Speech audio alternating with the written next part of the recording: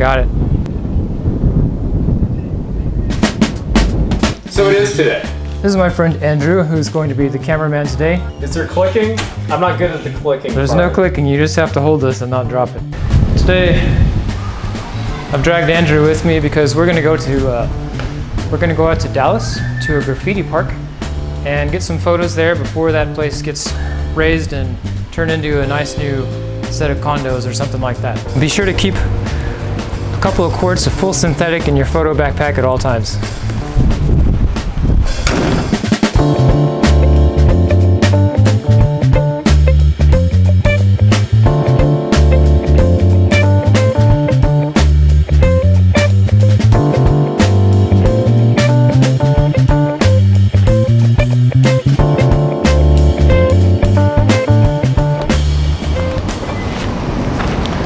All right, so let's take a look around.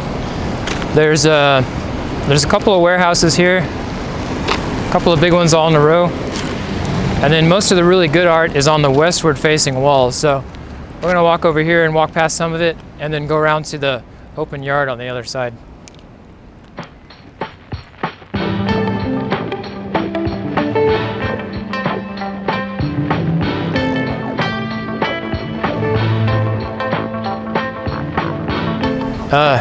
I'm pretty sure this is from One Piece, which is Japanese anime and manga.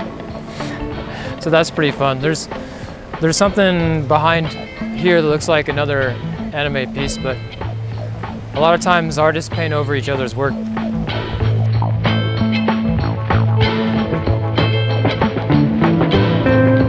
Anybody need a Yamaha receiver? That's pretty cool. I'm guessing that the hand and the crown are probably the same artist. You can see it's got a lot of really cool shading.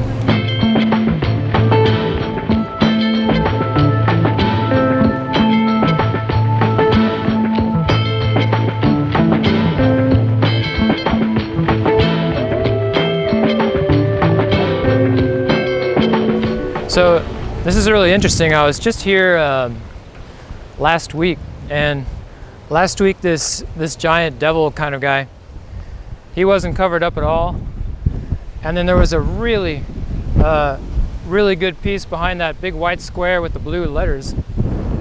Graffiti parks they're always changing, so it's only been a week since I've been here, and a lot of the really good art is already gone. Let's keep taking a look around. Let's go inside.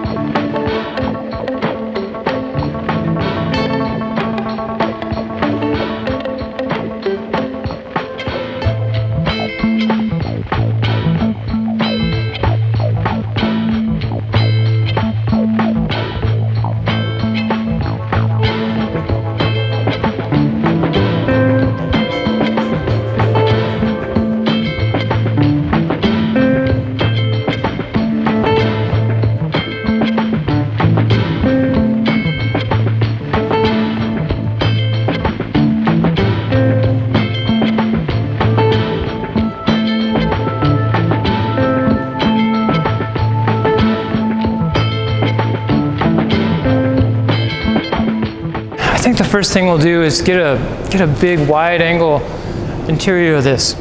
Any one little spot in here is not that interesting because it's a lot of tags and things, but if you look across the whole thing, there's a whole lot of really interesting colors, so that's what we'll try to capture. So I've got my usual A7R2, Leiwa 17mm, which we'll probably use, and then a Canon 24mm tilt shift, and those would probably be the best thing to use in here since we'll probably look up a little bit.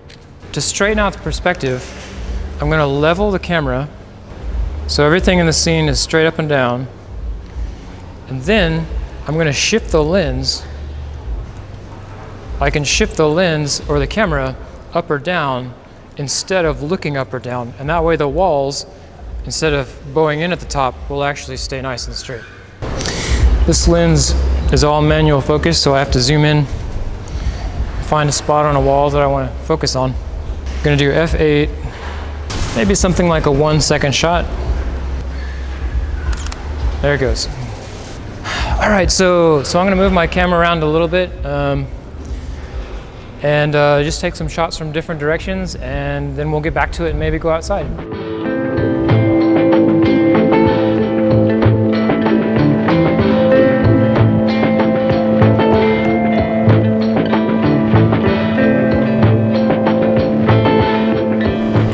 What I'm looking at right now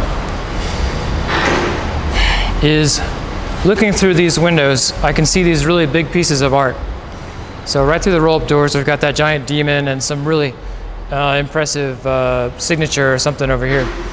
And so I'd like to get those, but I'm gonna have to take several shots because it's so dark in here compared to so bright outside that I'll have to take several exposures and then blend them together. So I'll take an exposure for the dark interior, and then I'll expose for the really bright outside, all while it's on a tripod, and then combine those together.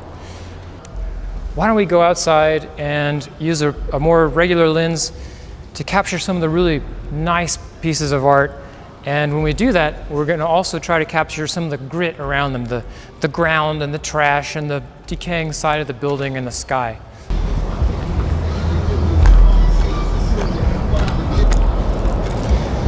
Oh man, it's hot.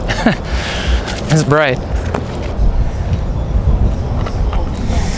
I like all the texture of the kind of metallic golden paint. I'm going to try to get that, and I'm going to get the roof line and the sky, and I also want to get the grass below it because we want to show it not just a close-up of the art, but we want to show it in its place. So I'll probably get out a longer lens for that. I'm going to back up as much as I can and then zoom in. So let's see just how far back I have to go at 105mm. All the way back, apparently. A polarizing filter, and that'll cut down if there's any glare off the side of the building, and then we can maybe darken the blue sky against the white clouds a little bit. Aperture of f8, ISO of 100, and then I'm just going to adjust the shutter speed to whatever it needs to be. And there it is. Watch your step on the glass there. Got it. Hey, check these guys out. They're doing a music video.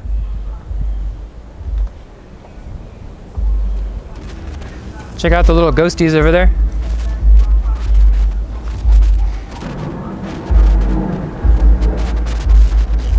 If you're here in the afternoon, the west-facing walls are generally what you're going to be taking photos of because those are still in the sunlight.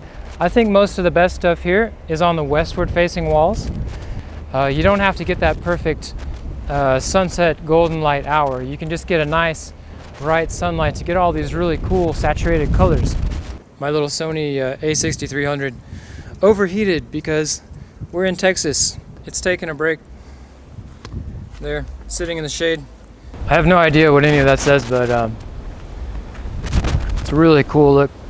All right, let's look around. Let's go into the backyard of the building that's over here.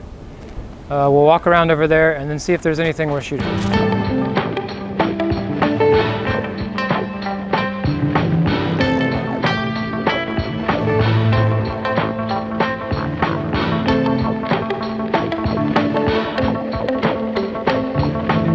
No graffiti on this building, okay?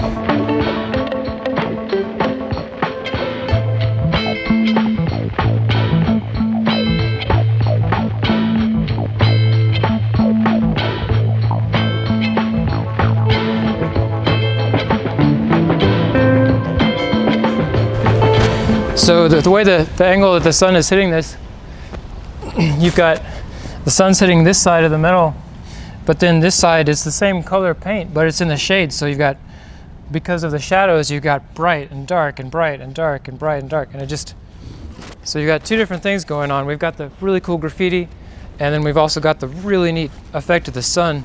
Just this angle. Perfect.